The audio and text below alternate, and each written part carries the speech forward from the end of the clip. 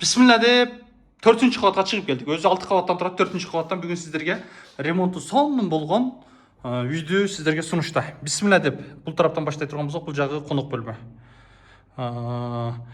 Негізі ремонтқа мұқтаж емес. Ош шарында Датовая ата кафесінің артында. Моторная 2А/3 болып қалады.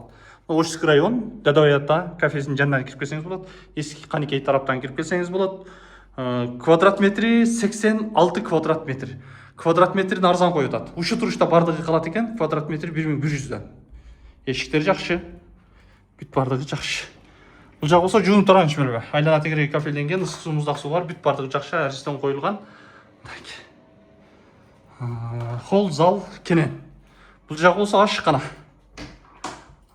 Су, свет, газ, отопление бүт бардығы центральный. Бұл мебелдер ұшы тұрышта қалады. Диван креслолардан бері. Терезелер пластиктердің бүт бардығы центральный. Аласыз, жашайсыз.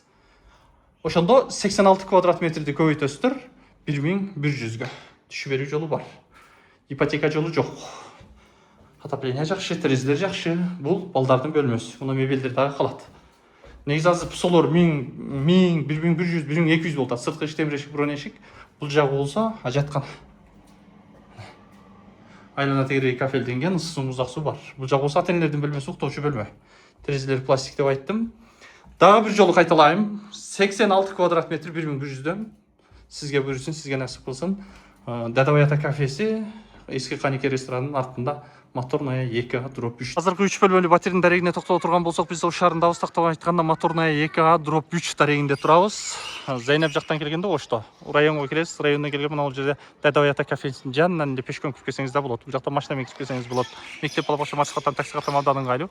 Бул жагы болсо эски Қанекей ресторанынын жанынан, же болбосо Айылбанк, Ош электрон ортосунан кирип келесиз, Ависина менен кирип келсеңиз да болот. Моторная